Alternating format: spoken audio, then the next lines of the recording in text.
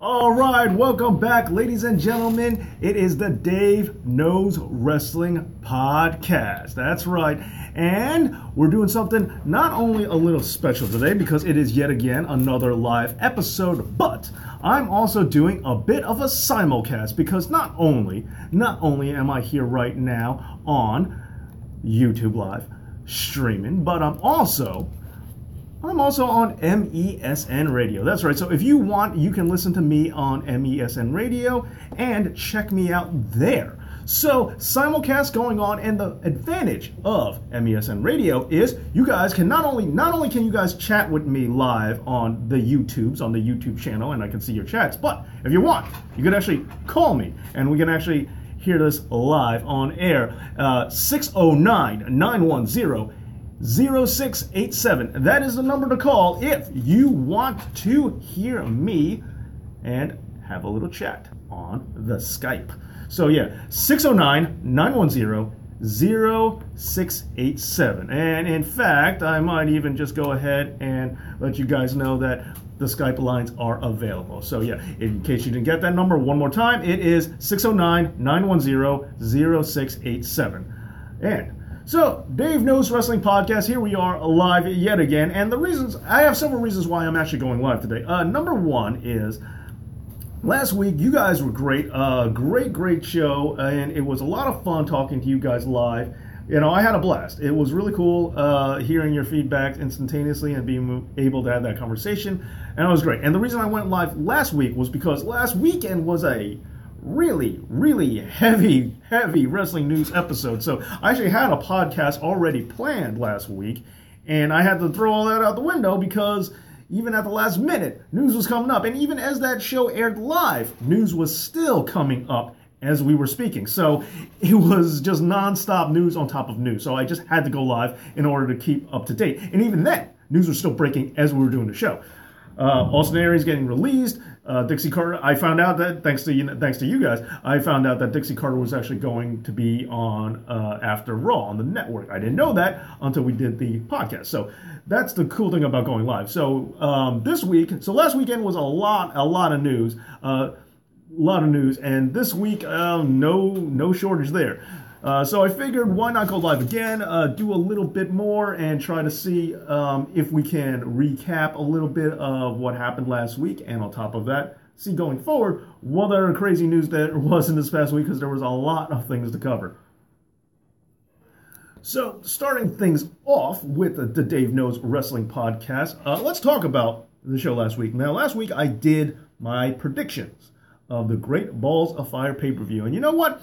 Surprisingly, despite the hideously horrible name, the Great Balls of Fire pay-per-view was actually pretty good. I actually liked it. I thought it was a solid event. I was pleasantly surprised by it. Now, it wasn't flawless by any stretch of the imagination. I mean, whatever is. But the few predictions I want to talk about, one particular, I think we should start the show off, and that is the Braun Strowman-Roman Reigns match. I predicted, now that was a tough call for me because I had my head telling me that, it's Roman Reigns always wins, the Superman always wins. And then I had my heart telling me that I wanted Braun Strowman to win, And when it comes to being a bet man, you always bet with your head, not your heart, but I went the other way, and I actually went with Braun Strowman, and pleasantly enough, I was surprised, Braun Strowman came out with the W. So Braun Strowman came out with the W, and I couldn't believe it. I was ecstatic. So then they had to undo it, and then they had to take it away. So the way WWF works is threefold. Let's just do one thing right, and then let's just backtrack and take it away. So several things happened. So Braun Strowman did win the pay-per-view match. Technically speaking, on paper, that one's in the books. Braun Strowman chalked up the win. However, Braun Strowman might have technically walked out with the W, but Roman Reigns seemingly won instead, because at the end of the match, if you've seen it, spoiler alert, Braun Strowman backed his car up, backed the ambulance, switched places with Braun Strowman, and then put Braun in the back of the ambulance and smashed the back of the ambulance right into one of the WWE production trucks. And then Braun Strowman is locked in there and all banged up, and Roman's the one walking out. So I guess that's how they tried to save face for the Superman again, and I don't know why, but, you know, I'm glad that Braun won, but at the same hand, they still wound up just going through the motions and doing what they always do and putting Roman on top. So here's the thing. I don't know where to begin with why I'm so dissatisfied with this ending, because I have a lot of reasons why. So I don't know where to begin, but I'll start with this one. Number one, what an ambulance match is all about. For those of you who don't know what an ambulance match is all about, or might be a little young or never really follow the kind of thing, an ambulance match used to be something important, used to be something big. First of all, when it came to renting out an ambulance or procuring an ambulance in any way, shape, or form, it's not easy to do. It's kind of an expensive ordeal, and medical service vehicles aren't just there for people to say, hey, we'll use it whenever we want. So if there was going to be an ambulance, now yes, sure, sometimes an ambulance could be on standby. That can be a thing that some wrestling promotions have just in case. But having an ambulance is not exactly the easiest thing to utilize. So when you know you're going to involve an ambulance in a match, when you know that you're going to put this ambulance out here, you have to make sure you get your money's worth, because it was an investment, and getting an ambulance as an investment is something important. So you have to make sure you get your money's worth, and it would return on its investment. So when you had an ambulance match, it was a beat fest. And an ambulance match typically isn't something WWE has done a whole lot of. They never really got into that kind of thing. That was something that other territories in the NWA really focused on more. And it was, in a way, kind of a hotshot kind of deal. But you had to make sure it was an electric match. It was going to blow off the feud. It was going to be the blow-off match for any feud. And you had to make sure you gave the fans what they wanted. That way, the next time you had an ambulance match, they would come and see it to guarantee that you got your money's worth of that ambulance. That's how ambulance matches work. Now, ambulance matches in WWE, bit of a different story, especially the Great Balls of Fire ambulance match. So we look at the Great Balls of Fire match, and first of all, no bloodbath. Yeah, Braun Strowman got beat up after the match was over, but it wasn't this amazing gore effect. And I'm not even going to say it was a bad match, because it wasn't. It was good for what it was.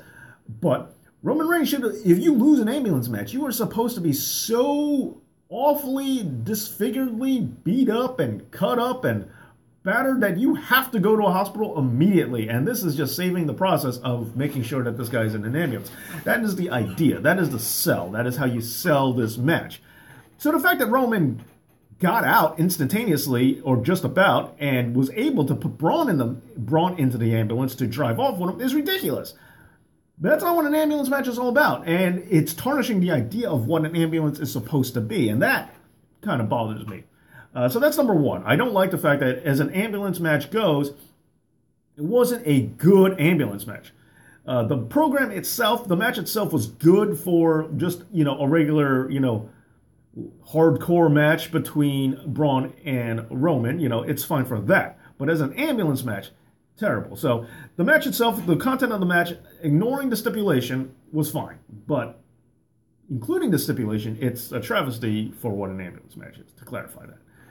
Going forward, another problem I had was, at the end, Roman, Braun, it looked like they were doing a double turn. And a double turn is another thing that's not all that common. Double turns are kind of rare. Oh, we got, just in case you're joining the show, you can actually call, not only can you type in on the YouTube live stream, and I can see what you're typing, but if you want, you can also call me.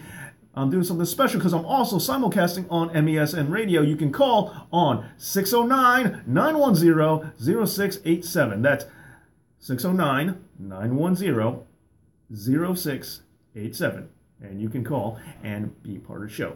Now, so the other thing here is, with the double turn seemingly was going to happen. Good idea, and why not? There's all the reasons why you should. Braun Strowman getting over and more over as time goes on, and Roman Reigns getting booed more and more and more. And it would have been fine for WWE just to finally say, okay, you win, fans. The Roman Reigns experiment is over. Here you go. He did a heelish maneuver. Braun Strowman walked out, seeming like, a baby face.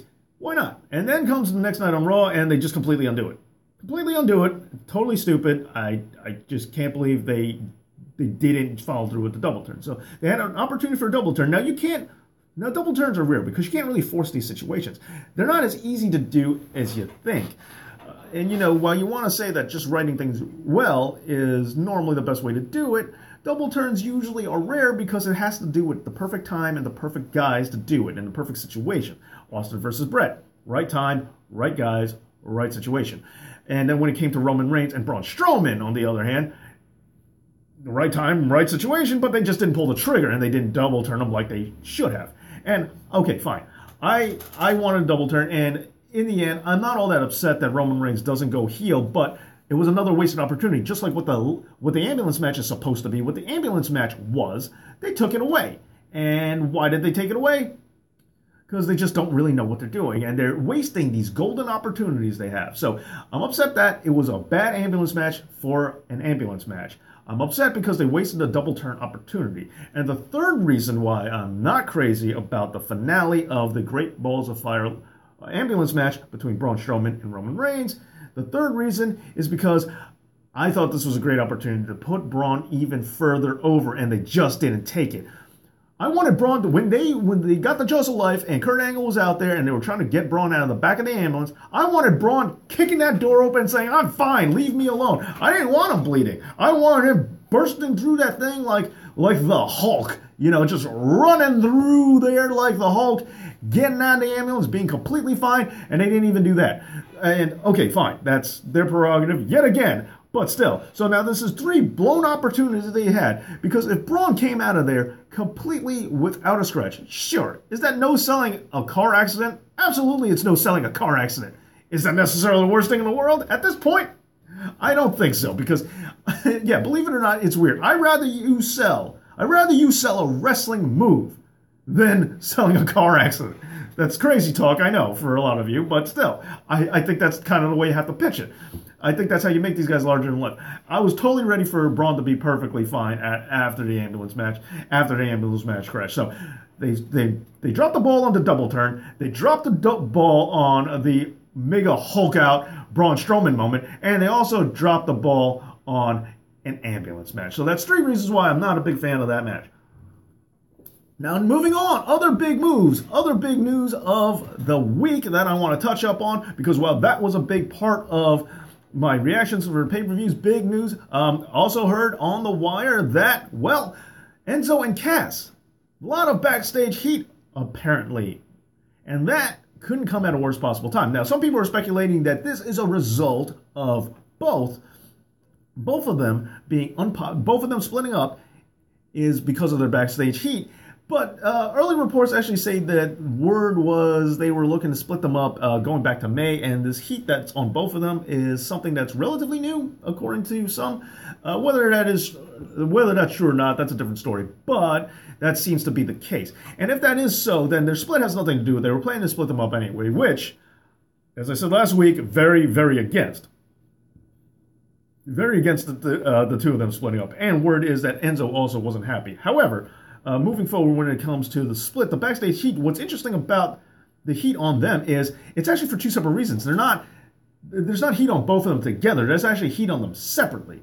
Now, word is Enzo does not get along with the boys on the back right now. That's what they're saying. They're saying that Enzo has been running his mouth in a specific way behind the scenes, and that's been actually aggravating the locker room to the point where some have even speculated or have even claimed that Enzo actually has to change by himself, like the Miz used to do. He's not even welcome in the locker room with the rest of the boys, and he's that distance. And Cass, on the other hand, some people are saying that Big Cass is being ostracized and has a little bit of heat on him because a lot of the locker room seems to disagree with his political point of views, allegedly.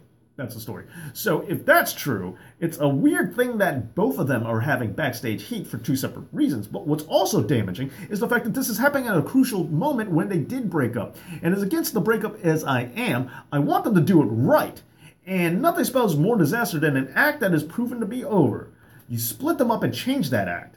And now they're going to be de-pushed or not treated properly. I mean, let's look at all the tag teams they've split up and not nurtured them correctly afterwards. The New Age Outlaws, separately, never really got over, never really got pushed all that thoroughly, and never been treated like when they were together. They were superstars, winning, the Intercontinental title, the Hardcore title. The Road Dogg was a great hardcore champion. And moving forward, what happened with them? How come their singles careers didn't work out the way they should have? Why did things go the way they did? You see that a lot, and that's a shame as far as I'm concerned. So. Moving on with that, this pivotal time right now, them both having a lot of heat, could not have come at a worse possible time. And I'm really worried about what the future of both of them will be. And why this is even more worrisome to me is when you look at Big Cass. Now, they have an opportunity to introduce another 7-footer, and you can't teach that. It's not something everyone can do. And they have an opportunity to introduce another 7-footer into the mix and put them out there. Okay, so you have another 7-footer that you could put into the mix. Okay, why not do that? Now, backstage heat on him. Okay, he might turn into another test. Okay, backstage heat on him right now. He's got the program coming up with the Big Show, and what happens on Raw? Big Show kind of punked him out. A little bit. There was no toe-to-toe standoff. There was no Cass holding his own against the Big Show like Braun Strowman has, and that kind of worries me. If they do wind up having a match at SummerSlam, and I think that's where this is going, Cass versus Big Show. The other thing that's setting it up is that Big Show is possibly going to win, only because Enzo never really got his comeuppance. Big Cass never got his comeuppance. Enzo never really got his retribution. And when there's a jilted, good guy, baby face tag team partner that got betrayed by a heel, a lot of times you're going to have to get that comeuppance. And if you don't get and because of that, I think Big Show might actually beat Cass, and if that's the case, that is going to be extremely bad for Cass's career. Not all heels, not all people who turn on their tag team partners and go heel end up, suffering any consequences. That doesn't always happen, and that's when career longevity starts. It's just the fact that there's backstage heat, and the factor that the storyline usually goes with the bad guy getting a little bit of his due. That has me worried. And Enzo, I think we can be honest here, isn't much to work with on a ring. In his solo career, I'm really worried. And if he has any heat on him, that is definitely not going to help him because he needs to be booked properly. He needs to be pushed pretty hard for you to utilize him correctly. And I'm still holding out that hopefully he goes in the cruiserweight division and he ends up being the big major babyface that takes down Neville eventually. Whether that is so, we'll have to wait and see. Now, the next thing I'm going to talk about here in the events of last week is, you can see it, is that Alberto Del Rio and Paige. Man, this is a tough one. Okay, Alberto Del Rio. Now, look, the backstage incidents, I don't know. There are conflicting reports about what goes on. I don't think we really know. Paige is saying one thing. It's allegedly her brothers are saying something else. And the domestic abuse is not cool at all. And unfortunately, it's a thing that happens in pro wrestling seemingly a lot. And I wish it didn't. I really wish it didn't. So, with that being said, and I know Paige is tired of hearing this, and she's so tired, and she doesn't care, and she doesn't, as far as she's concerned, this is her business. But I just have to say that if you're going through anything, listen, everyone deserves better than that. Whether you want to hear it or not, whether you agree or not, whether you think that I understand or not, I'm just going to throw that out there. So Paige, I hope nothing bad's happening to you is my point. I hope your life is going well. I hope you're safe and secure, and that's how that's going out. Del Rio, on the other hand, is definitely suspended. Del Rio is definitely suspended from TNA until this whole matter gets cleared up, or possibly indefinitely. And if he is guilty of any wrongdoing, then you know what? Good. He should be. But the question is the TNA title. Now, TNA is also at a pivotal time right now, and at this pivotal time, TNA having the strap on a guy that they just suspended, well, that could raise some problems, especially since they're trying to rebuild themselves right now.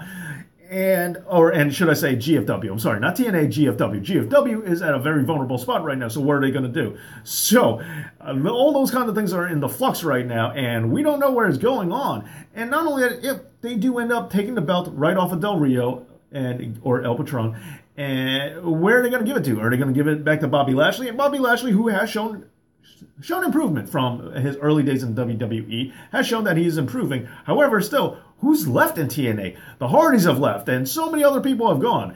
And what are you going to do about it? And that reminds me of the amazingly close to broken Matt Hardy promo we got on Monday. That was also pretty big. Now, the legal battle between, TNA or Global Force Wrestling and Matt and Jeff over the broken Hardy's gimmick, still not resolved, but it seems that the Hardys are flirting with danger, and some other reports are coming out there right now saying that the Hardys were under the impression that a mutual deal was made, and they had no problem highly teasing the angle coming out.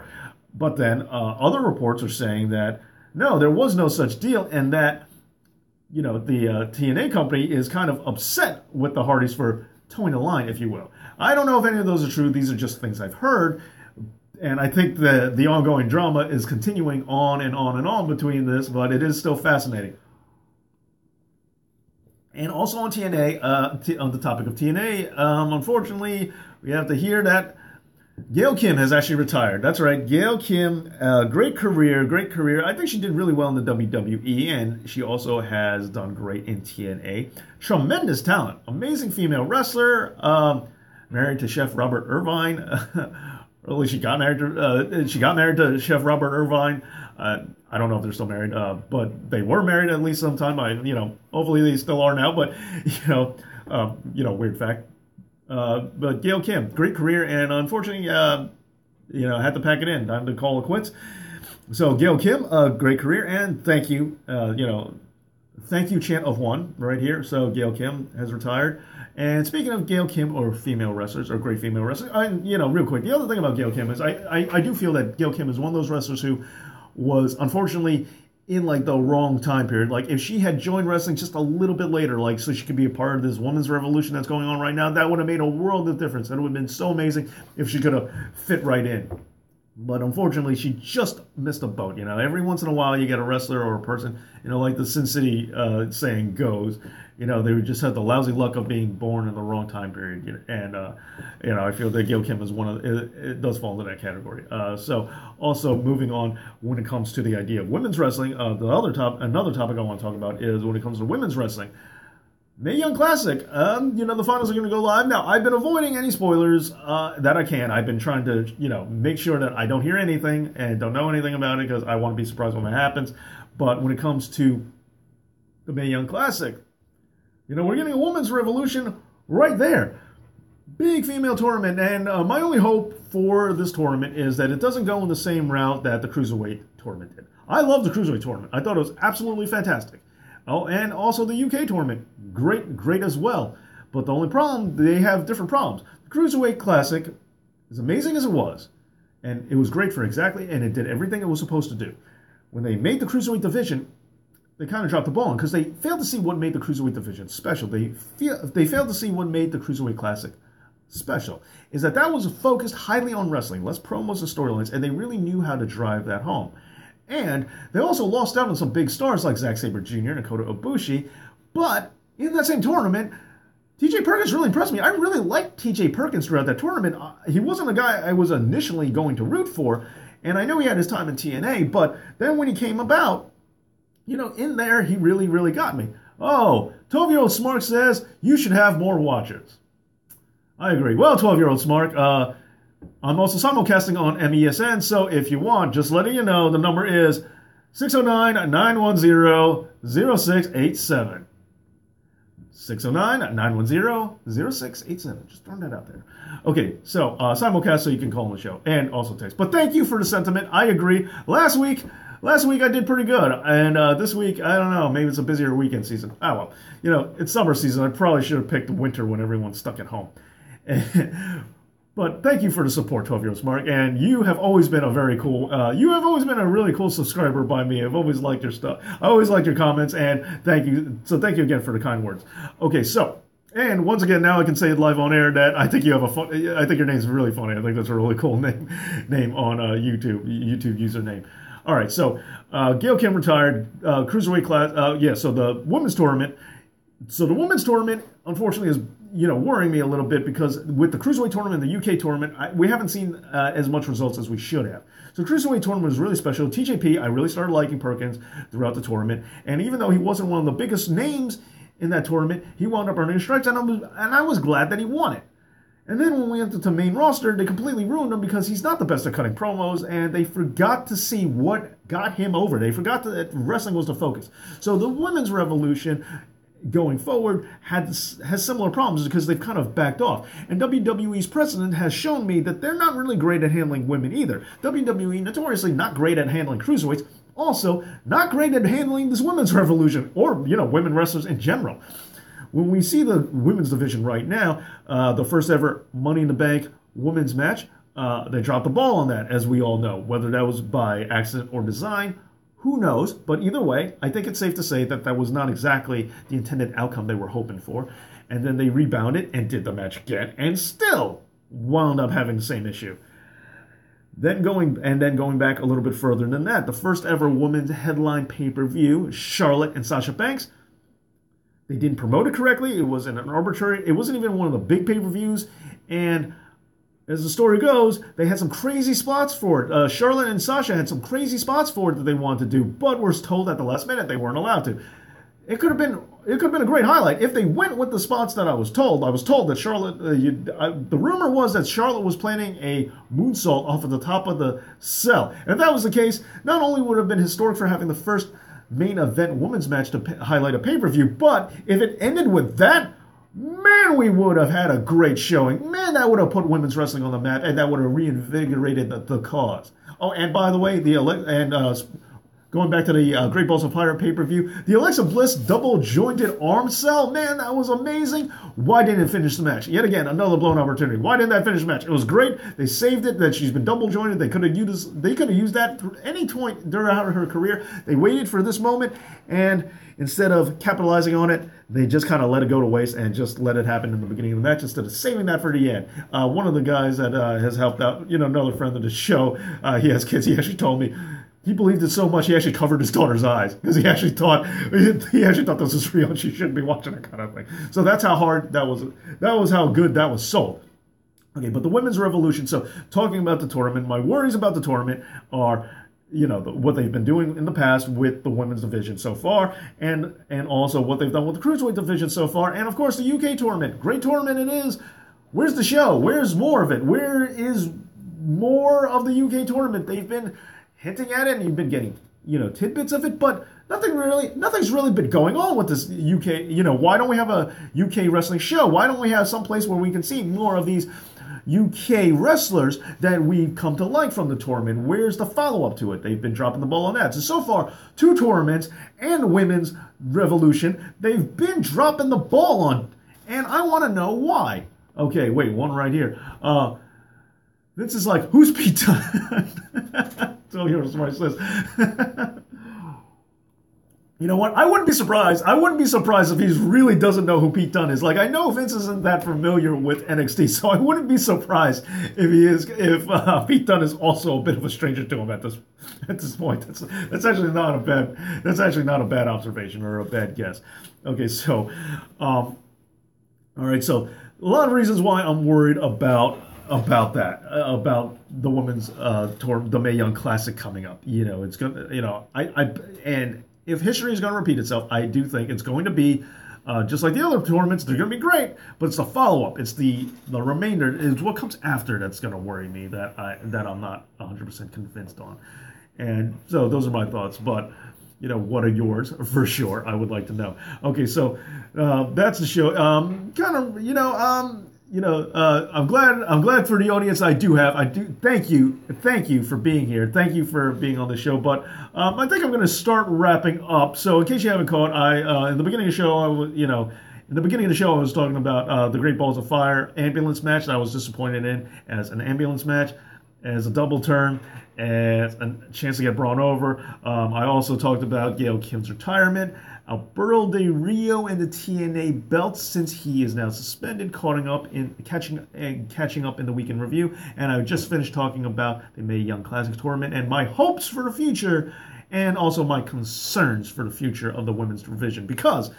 But this is a great opportunity for them to, finally add some more women into the mix. Because, and as great as NXT's women's division is, Asuka, Ember Moon, Ruby Riott, and more, they do need some more women in there. Like, let's build the division. Let's get a lot more women in there so that we can have a really big division here. And it's the same thing with the main roster, both Raw and SmackDown. Now that they separated, I feel both divisions are a little lacking. I think we should have more women on the main roster and more women in NXT. And with this tournament, hopefully we can sign a lot of them, and hopefully a lot of them come on. And it's not going to be an opportunity where, and it's not going to be like with, Zack Sabre Jr. and Kota Ibushi, where I got really excited only to find out that, hey, they're only in them for the tournament. And, great job in the tournament, but still, I was looking forward to them coming to the WWE. And I'm sure they had their reasons for not signing, and, well, judging by the state of the Cruiserweight tournament, not all that surprised. Okay. Hey, take your time. I'm not really moving all that fast. Okay, we got a question here. One real fast question. Would you rather have Rollins versus HBK or Angle versus Brett? That's not even a question to me. Angle versus Brett for sure. That's not even a series of contention, but it's a good question, I'm sure, for a lot of other people. Angle versus Brett is actually something I wanted for a very, very long time. Like, that's like my ultimate dream match is Angle versus Brett. Only because when we look at Angle and Brett, I think they have the chemistry for sure to get along. And I see what you're saying about HBK and Rollins. They do have similarities. There is signs to say they would have good chemistry together, but also keep in mind. The time period that we're looking here. We're looking at it too, because depending on which version of who you get also makes a difference for me on the quality of the Rollins versus Shawn Michaels match. Where Angle versus Brett, I think, as long as they're not, neither of them too old, I think you're always going to get consistent results. I think they're always going to put on a similar caliber show. Don't get me wrong, when they were younger, of course, the quality would have been better. But as long as you put them up, before, 40, I think they're fairly consistent with how they wrestle. Where Seth Rollins during, are you talking about Tyler Black in the Ring of Honor days where he was, he very much did things his way and the Ring of Honor way and that independent style, and he was, and he had a specific mode to it. Shawn Michaels has never really adapted to that kind of wrestling too well. Like, he doesn't have, there's no precedent to say that kind of style would mix. And Rollins is even, from what, from my understanding from certain interviews about Rollins is when he came to WWE, he didn't want to change. He didn't want to adapt to his style. He wanted that independent Ring of Honor style. And this is the way I wrestle, and that's the way it's going to be. And as cool as that was, and as much as that was a huge game changer and changed the face of WWE today and has, guys like him, which I can't tout on enough, have always changed that kind of thing. It's kind of hard to do with a guy who's like a strict WWE styles. It would be like trying to get Hulk Hogan to try to do an independent style. It would be, a really rough go. Okay, we got another comment here. Okay, maybe I'm not going anywhere after all. Do you think Ted DiBiase Jr. would have been pushed properly if he were to go to Ring of Honor or New Japan? Now, that's a good question. That's a really good question because, okay, I'll give you another example. I'll give you another example to respond to that. D.H. Smith. D.H. Smith, great in Florida Championship Wrestling. Really big D.H. Smith fan and New Heart Dynasty, the New Heart Foundation fan. So and I've actually seen D.H. Smith live at Ring of Honor, but where's D.H. Smith's push on, at Ring of Honor or New Japan and other places? He's really not that big of a deal in any of those other places either. Now, I like D.H. Smith. I really like Ted DiBiase Jr. So I want to say, yeah, in theory, but there's no, where's the backup? Because the other members of the New Heart Foundation really haven't been pushed that hard. And also in the WWE, as we know, T.J. Wilson unfortunately sidelined probably permanently at this rate. So Ted DiBiase Jr. I think, and also Ted DiBiase Jr. didn't elect to go to, last I checked, he's not wrestling at all. And there must be a reason for that. So he must know where it goes. And, a lot of things that people don't talk about is when it comes to nepotism, there is a downside. And I'm not accusing D.H. Smith or Ted DiBiase Jr. of this. I don't know. I don't know at all. But when it comes to having a proper lineage, some people go into it not knowing the ins and outs or how to make it in the business or kind of have this, feeling that they know things in a certain way. Oh, he runs the camp, I heard. uh, so I'm just saying they don't go into the idea with the mindset. Like, we don't know what these guys are like backstage, and we don't know what it's like for them to succeed. Like in acting, on the other hand, you have a lot of people, a lot of famous actors who had parents that you might not have known of that are in the industry, and that's what got them into it, and that's what showed them how to get through the ins and outs. When it comes to wrestling, it doesn't always seem to work that way, because we do have Rocks and Randy Ortons, but what about a lot of and yeah, there are plenty more too. But I also wonder if having a famous father sometimes holds people back, because you also look at Curtis Axel and his career and how that's been going. Oh yeah, by the way, doing a simulcast on MESN Radio. If you want, call up. You can not only can you chat, but you can also call. You can also call at 609-910-0687. You can also call up this show. So because I'm doing a special simulcast, you can also call in. So you can type in on the YouTube right here, and we can chat here, or you can call on 609-910-0687. Okay, so, all right, now people are showing up. All right, great. Okay, so I might stick around. So, yeah, I think, keep this up. Yeah, I'm going to stick around. So, all right, and, all right, I covered all the topics of the show, but we'll go into this. So, but what do you think about, I'm curious, what do you guys think? You guys here in the room. So, what do you think about Ted DiBiase Jr. and what he would have done? Okay, new name, new name. I would, but everybody's asleep. Okay, fair enough. Oh, all right. So you're in a part of the world where they are asleep now. Okay, well, I appreciate that, but that's cool. Okay, and yeah, so D.H. Smith, I think he's a good talent, and why isn't he headlining matches, with, Kenny Omega or something like that. I really like Ted DiBiase Jr. I would like it if he got pushed harder, but I wouldn't see Ring of Honor doing any better by him, especially because his style is pretty WWE style-ish. It's not, super WWE style, but it is very much of that nature. It's not as Ring of Honor-y as like a lot of other wrestlers, as like a Roderick Strong was, or stuff like that. So I'm not sure. So, and plus his mic skills aren't great. So, and that was a factor for his WWE push, I'm sure. But that's a good question. So no, I won't go to that. So back to the Brett versus. But I like this. I like the Ring of Honor talk we're getting into, because we're getting into some Ring of Honor discussion. So back to the Angle versus Brett thing.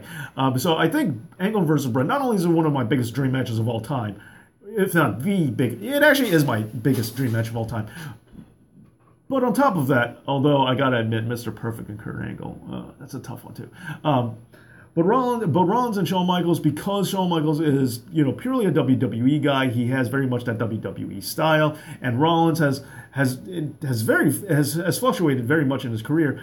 It's a hard figuring to say how that would work out. So I think that is way less consistent, and Shawn Michaels' style is not something it's not something I'm too big on either. So that's not something. If I'm going to pull it out for somebody, I'm not. If I'm going to stick that in a who should he wrestle kind of thing that's never happened. Rollins is a good answer, but I'm not sure. Like, I think, if there was somebody that I could, time period jump, I think I'd rather put AJ Styles with Shawn Michaels. I think they would have a better match than Rollins and HBK. But yeah, Angle Brett for sure, one of my biggest matches. What's your pick? Okay, what's your picks? What do you say? Would you rather see Rollins and Shawn Michaels, or would you rather see Angle and Brett? Because, like I said, I'm kind of biased because, I'm a Brett guy all the way. It's not even close. So I think that there. Oh, and don't get me wrong, Angle versus Brett or AJ Styles versus Shawn Michaels, I'm still taking Angle Brett. So, but what do you guys think? Hit me up. Let's shout out. Let's have this discussion. What dream match do you think is better? And also, let's go into the other question about Ted DiBiase Jr. Would he be better off? Would he be pushed in Ring of Honor or New Japan? All right, Ted DiBiase should have been IC champion. Agreed. Actually, junior and senior now that I think about it, for WWE at least once instead of Ezekiel Jackson. Oh, absolutely agreed. No contest on that one. No contest at all. I agree. But also Ted DiBiase Sr., I actually think had Royal Rumble not getting the IC belt. Because I don't know if you guys know this or if you've seen my IC title episode, but Ted DiBiase was in the finals against Pat Patterson, was in a program with Pat Patterson for the North American Championship that eventually got merged with the fictional South American Championship to become the Intercontinental title. So Ted DiBiase was really close to actually being the first Intercontinental Champion instead of Pat Patterson. So I also think, imagine that. And Ted DiBiase was also kind of screwed out of not winning the world title when he kind of should have too. All right, so let's move on. Oh, Man Bear Pig, welcome back. Yeah, from last. Oh, yeah, you're the one who said that. Yeah, so Man Bear Pig on the show. Thanks for having you back for being here. Okay, so Benjamin Kwan says, Angle Heart all day long. I like it. Okay, and by the way, 609-910-0687 if you want to call simulcast on MESN Radio. That's 609-910-0687. Okay, so Brett and Angle all day long. All right, yes. And then the Raw Critic, another Brett and Angle. All right. I don't know if you guys are like me and you're Brett people all the way and not fans of Shawn Michaels, but either way, I'm glad that you guys are on with me on that. Okay, so 13-year-old Smart. Well, happy birthday, by the way. Happy birthday. Who's had the better overall career? Who's had the better overall career, wrestling, mic skills, etc.? Jericho would take. Oh, wow. Okay. All right. Oh man. Okay. That's a. All right. You guys start weighing in on this one. All right. That's a good one. Okay. All right. Let's start breaking this down. Okay. Wrestling is Jericho. That's definitely sure. Big man, as impressive for a big man as he possibly is. Undertaker, great physical specimen for sure. But pure in-mat skills, got to go with the Canadian Chris Jericho. Also Canadianly biased. So I got to say Chris Jericho for the wrestling. Mic skills. Okay, this mic skills is the thing that I'm hesitating on. Because Mike skills, yeah, don't get me wrong, Jericho's one of the best talkers in the business ever. I don't think anyone's going to question that. But Undertaker's character was, it wasn't about the mic, actual mic work. Okay, fine. So Mike skills I'll give to Jericho, but the character himself, the gimmick, definitely goes to Undertaker for me. Undertaker definitely has the gimmick for sure. And then career, okay, wait, the Raw Critic has a weigh-in. What superstar do you think have blown up in popularity if they had joined WWE later in career? Okay, I'll get to that in a minute. Okay, so career-wise is a different story because Undertaker's career, he has a streak. Jericho's first undisputed, so that's another thing I'm going back and forth on. In terms of who had the better career, I think I'm going to say Undertaker on this one because he was a locker room leader. He had the streak, and he by far has achieved more legendary status. Where Jericho had to fight a little bit more. Jericho had to really struggle to get where he was, and not taking that away from him, but because he had to struggle for what he got, unfortunately, his careers in WCW wasn't what it was. It was good. I know that Jericho deserved more, but for a young guy, it wasn't bad. I think it was a good startup. I think he moved along to WWE at the right time. Undertaker, on the other hand, really short stint in WCW, so he wound up, not having that much of a down period. And the American Badass, I didn't like it, but he still, as a career for himself, he was doing okay there too. And then also later on in his career is probably the worst spot of it, where the nonsense that happened this past WrestleMania, and that nonsense that happened at WrestleMania 30. But as a whole, I think, the Hell in a Cell with Foley, I think if we pin down career highlights and locker room leader status and, who's the legendary character, I have to admit, I would say Undertaker. So right now I'm tied 2-2 because career and gimmick, I got to go with The Undertaker. For wrestling and mic skills, I got to go with Jericho. So I'm gonna try to come back to that in a little bit. All right, so the Raw Critic has responded. So the other comment we have, what superstar do you think has blown up in popularity if they had joined WWE later in their career? Great question. Great question for sure. Now, who's there that I could say would probably have benefited if they had joined WWE later, that they just weren't there at the right time? Actually, hold on. Should Goldust have a final IC title run before his retirement? I say no. The IC title has now. I think Goldust is great. Dustin Reynolds, great. Great wrestler. Never going to take that away. Historic. Before and Goldust is not a bad answer for that earlier question if he had joined later in life, because he was so shocking and avant-garde, and that was what made him interesting. That was what made him a dynamic character and someone to talk about, and he really got people thinking. And it was how he really grew out of his father's shadow. But at the same hand, the whole the whole way he was about him, the whole persona and everything, kind of like people in wrestling weren't ready for it yet. So I think if it came about later, it might, even like if it didn't start, like even just a couple of years later, like with the Attitude Era when DX was blowing up, that kind of character, starting off might have been, interesting. Might have worked, might have had a little bit better of a time range, or even after that, or if Goldust came out recently. So Goldust is actually a pretty good answer to that question as well. And the reason I don't think Goldust should have another IC title run, as much as a fan of Goldust as I am, the IC belt has Ezekiel Jackson has gone through a lot of bad iterations, has really taken a lot of hits. And, they're perpetually trying to reinvigorate it. And I think having a guy as old and as late in his career as he has been, I think that would be kind of a discredit to him. I think that would kind of hurt the belt. And I know that Dustin wouldn't, or at least I think Dustin wouldn't want to do that. If anything, one of my friends, he's been on the show, my friend Sean, he's actually said he wouldn't mind it if Dustin just goes somewhere else, another, a smaller company, and just gets a world title there. Finally just get, instead of having another IC run, just getting a world title. Because, he's not a main event guy for WWE, hate to say it, but if he went to, another company, a smaller company, and got the world title there, just got one world title run, called it a day, goes to Global Force Wrestling and gets the title. And not even as Goldust, but, as Dustin Reynolds or, Dustin Rhodes or something like that. WWE says, okay, we get it. We'll let you use the name Dustin Rhodes.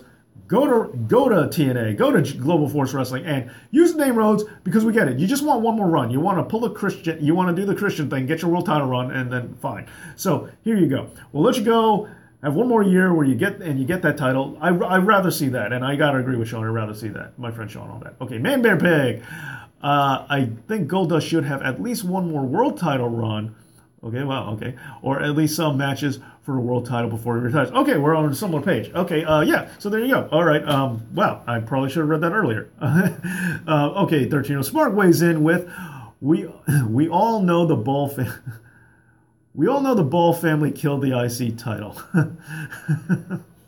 Not, okay. I don't think the IC title is dead because I think it could come back. So that's what I'm going to say. I think, so I want to come back. Okay. Demetrius says, thanks, Dave. You are quickly becoming one of my favorite YouTubers. Thank you. That's amazing to be one of your favorite YouTubers. That's great to be even in consideration for that honor. So, hey, thank you very much. That really means a lot to me. So thank you. All right. And no problem. I'm glad to come on. So thank you for having me. Thank you for being here. And in case you haven't heard, I'm going to say it again in case some of you guys are tired of hearing it. But the phone number, because I'm simulcasting on MESN Radio, on MESN Radio, you can actually call into the show today, 609-910-0687. That's 609-910-0687. All right. So, okay, so what do you guys think? Would you rather him have an IC run in the WWE as Goldust, or would you rather him go to another company and get a world title run? Or do you want him a world title run in WWE? I'm just saying, I don't see him as a world title dude in the WWE in this current iteration, so I would prefer it if, he went elsewhere, to get that status, like my friend Sean was saying. And I also want to see, and I have no problem with him, just closing out somewhere else. Okay, Demetrius' response. One more. What hidden or forbidden WWE tape would you like to see if you had a chance? Whoa, there's a spicy meatball. Okay, once again, what do you guys? Hey, let's get the discussion going. What hidden videos are there out there that you guys want to see? I mean, I already saw it, but the first thing that comes to mind was the Mickie James thing they edited out when her match gets just. I already seen it. I don't really need to see that either. But hey, Warhawk Rambo is back. All right. Okay. So, all right. So what lost? what hidden or forbidden WWE tape would you like to see if you had the chance? You know what? You know what? I wouldn't mind looking back on in retrospective. I don't know if this is a network or not, but I think this might qualify. Was the Monday Night Raw where they paid tribute to Chris Jericho after his pass? Chris Benoit, where they paid tribute to Chris Benoit after his passing. I want to see what that Raw is like after the fact, because in retrospect, that must be a weird show to watch. So I don't know if that is banned or if that's forbidden footage, but yeah, I just think in retrospect, in hindsight, that might be interesting to look at. Okay, so that's my answer. And yet again, what do you guys think? Let's keep the conversation rolling. All right, Warhawk Rambo, so welcome back. Thank you for coming on. Welcome back again. So what's worse, the finger poke of Doom or David Arquette winning the world title? No question for me, David Arquette winning the world title. That was the biggest travesty ever. I know they tried to justify it, and I don't get what the point was. I don't think any good was going to happen of it. I think they were completely out of their gourd for giving that a shot. But the finger poke of Doom, okay, fine. But it's a problem. Oh, don't get me wrong. But I see where they were going. I thought the idea was sound. Like I can see how you could make that mistake in booking. Like you could say, because one thing I think is dumb is whenever you have guys show that they're on their same page during a match. They've been fighting each other and beating each other up. And then the last minute swerve, I'm going to lay down for you because we're friends. Why'd you hit him a bunch of times? Like, that's not how a swerve would actually work. Like, you would finger poke a Doom if it was swerve. DX did that, So, like, that's what makes sense. So when they actually fight, like Eric Bischoff joining the NWO, he got powerbombed through the stage. He got jackknifed through the stage.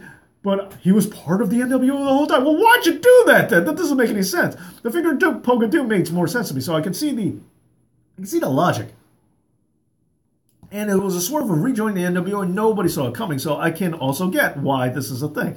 So I also get why that's a thing. So I totally get that. McGee versus Brett match? Am I missing something? Which McGee are you talking about? Narrow that down for me a little bit. Because I might just be blanking. Okay. Man Bear Pig, glad to be back. My live stream is a little off. Sorry to hear that. Is it working fine for everybody else? It's working all right on my end. It seems streaming live. I'm also watching it on the computer at the same while I'm doing this, and it seems fine here too. All right, so I hope everyone else is doing okay. All right. Okay. What was worse, Vince Russo as champion or the Great Khali? Once again, not a hard decision for me. Vince Russo worse than the Great Khali. Yeah, Great Khali, I get it, and.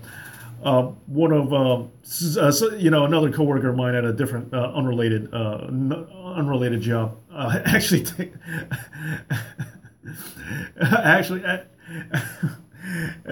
said the Great Khali is the worst champion of all time, and he might actually be on the show. He might be on the show one day. I'm not sure if he ever will, but Great Khali is by far to him the worst champion of all time. But I gotta say Vince Russo because he's not a wrestler. Okay, fine. You could say Big Khali is just a 7-foot tall human being that seems is a popsicle stick propping him up. But at least he is a wrestler. Vince Russo is not a wrestler, and I don't care how much they justify it. I don't care how much you set it up that it's like schmozzy or gimmicky. It still is terrible to have a non-wrestler with a title. It doesn't matter if it's Vince Russo or Vince McMahon or Jim Cornette. I don't care who it is, and I don't care how long it's been a man. J.J. Dillon, I don't care. You could say anybody, any historic manager type, or even if they were a wrestler at some point in time, but currently aren't and have retired to a managerial position, then they shouldn't be winning belts anymore. That's how I look at it. So. That's how I feel. So anytime it's a non-wrestling, someone who is at that point in time in a non-wrestling capacity, they shouldn't be winning the title. And if you put that against someone as bad as they might be as a wrestler, I have to go with the wrestler. So as much as this kills me to say, if you had Roman Reigns, would I rather see Roman Reigns with the belt or Jim Cornette with the belt? I will take Roman Reigns. That does not sound right, but yeah, I would rather that be the case. Okay, Raw Critic weighing in.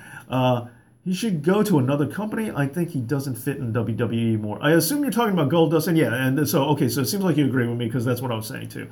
So yeah, he's kind of out of place in WWE, but he is trying, man. Goldust is trying. You know, Chris Jericho, same thing. Like you thought he was kind of done, but Chris Jericho made his last run count. So and Goldust really trying to make himself prevalent, and so good for him. But yeah, I kind of agree that time to step away a little bit. And, you know, it's amazing that you can move as well as you can at your age, Goldust. But, yeah, move on to a different company just to get, you know, the star treatment. And then we'll see what goes on for there. Okay, and Raw Critic also has another question. Do you think Undertaker should have retired after WrestleMania 30?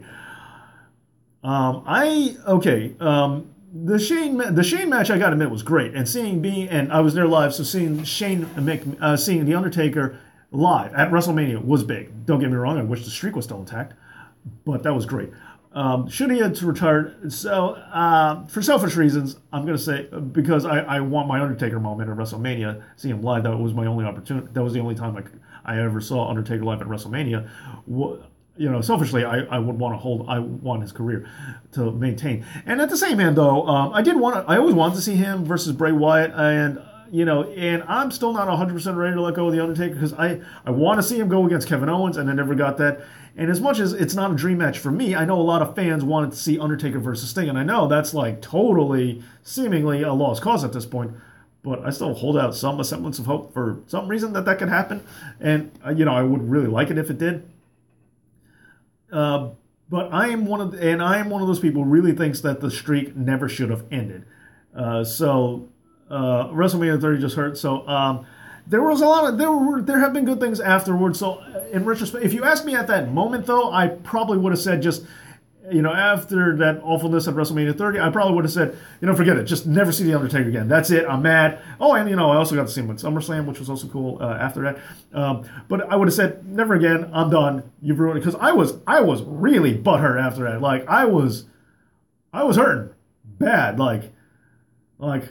I was, yeah, like my friend Sean said, it's the equivalent of the adult version of finding out there's no Santa Claus. That's what the streak ending was me. So if you ask me at that point in time, actually, I really contemplated never watching wrestling again. I'm not kidding you. It took like group therapy of a bunch of my friends to force me to watch Raw the next night. I really, really thought about never watching wrestling again. So I'm going to get that. Okay, so keeping up with the comments. Better technical wrestler, Bret Hart or Kurt Angle? Okay, so now. I'm a big guy. I'm a big stickler when it comes to different time periods. Understand that they're different time periods. So, you know, wrestling evolves. Wrestling changes with the times. Better technical wrestler, you got to go with Kurt Angle. Like, you know, wrestling is such a different state now than it was back then. But for their time, who was more revolutionary? Who made the bigger impact on their particular company at that particular era? I would say Bret. Bret really changed the shape of what a world champion was. You know, we had the Hogan era coming off of that, and Randy Savage was more technical, but you know, he wasn't given as much precedence as Hulk Hogan, which some people were very upset about. Bret Hart really put into play, though, that a world champion can be something very different. So I think Bret shook up his era a little bit more and changed the company a little bit more than Kurt Angle. Kurt Angle did, but overall, I will say Kurt Angle is the more technical wrestler. Hold on 1 second, just gotta make an adjustment.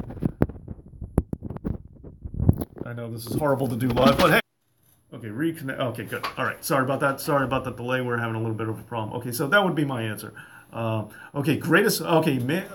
Man Bear Pig asks, in-ring competitor, The Rock or Randy Savage?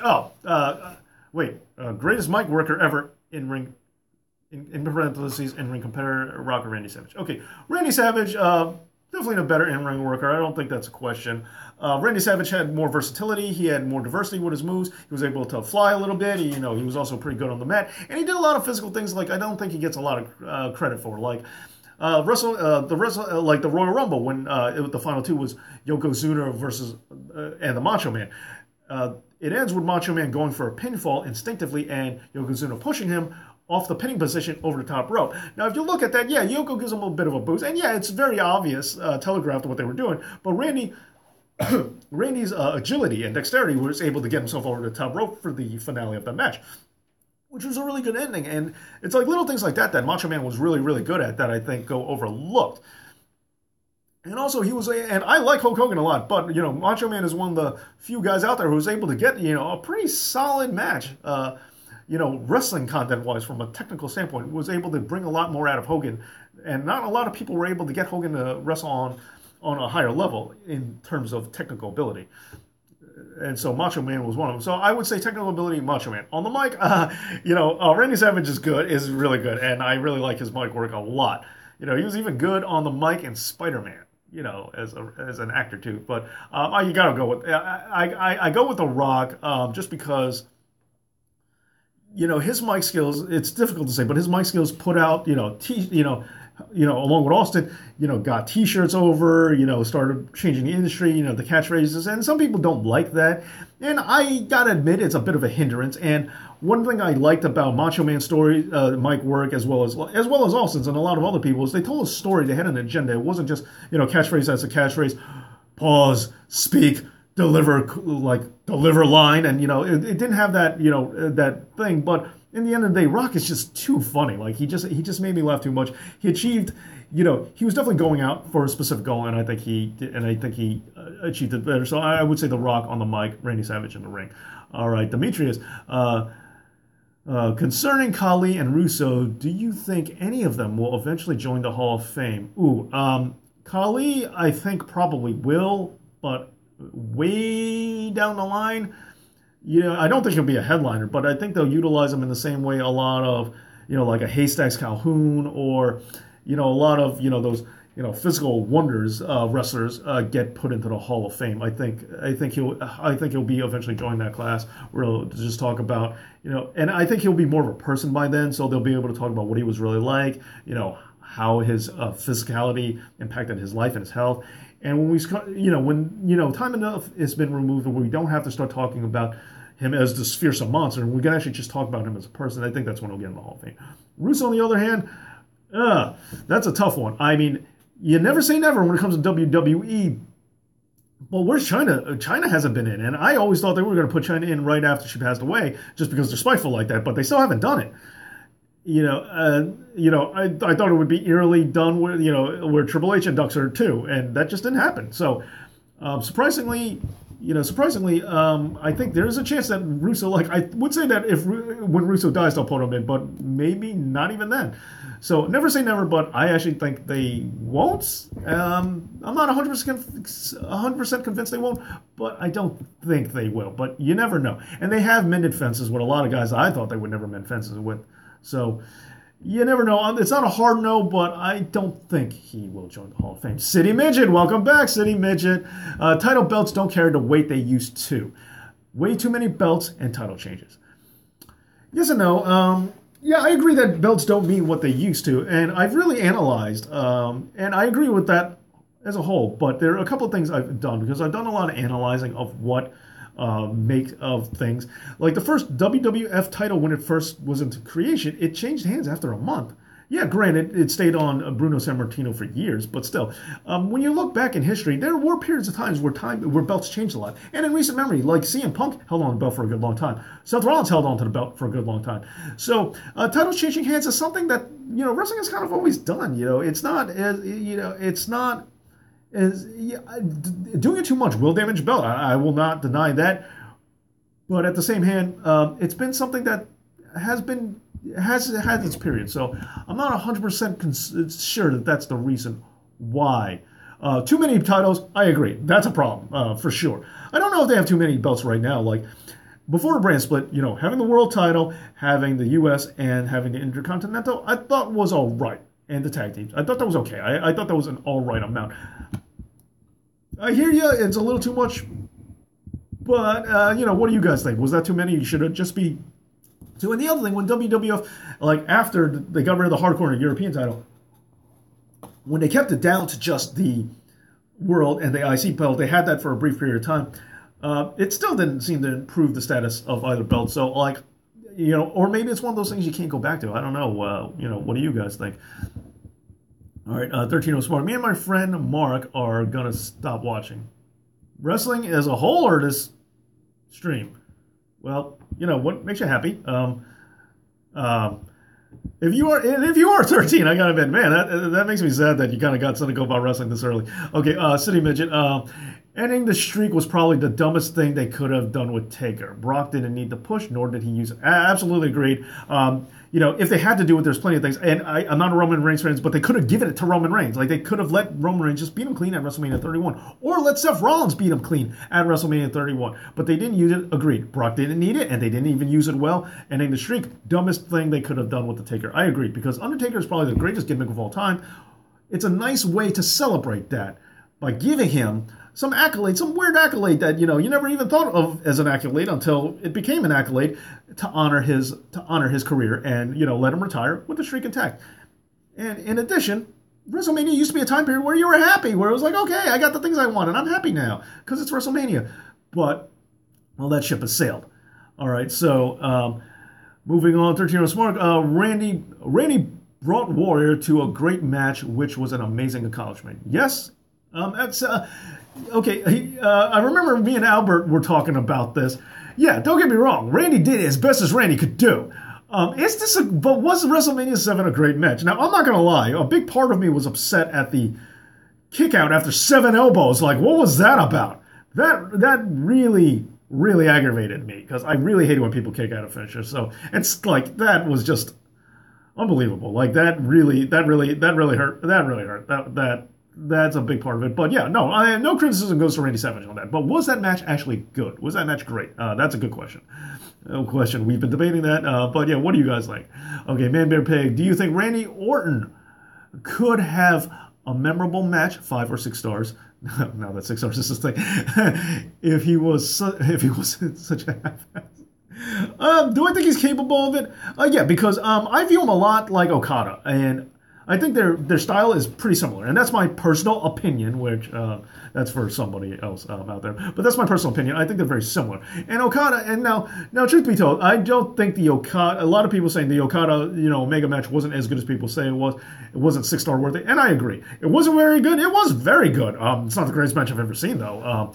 But by that rationale, by the 5-6 star measure by the Dave Meltzer scale, yeah, I think because he's very similar to Okada, why not? If you gave him the right guy, if he tried his best, and if he really got his ego out of the equation, and like going back to the whole generational thing, if he got a little more humbleness, Iron Sheik, make you humble. If he had more of the humbleness going into him, and learned the ropes and had more of a progression, climbing every greasy rung on the ladder to get what you want, and a lot of things. Or if he just learned that kind of mentality now, yeah, I think he could if he was given the right opponent. Absolutely, I think he's capable of it. I may be wrong, but I do think it's possible. Okay, 13 Smart. I have Vince Russo's Hall of Fame speech. It's going to be, bro, I'm telling you, bro, I'm the bro of fame, bro.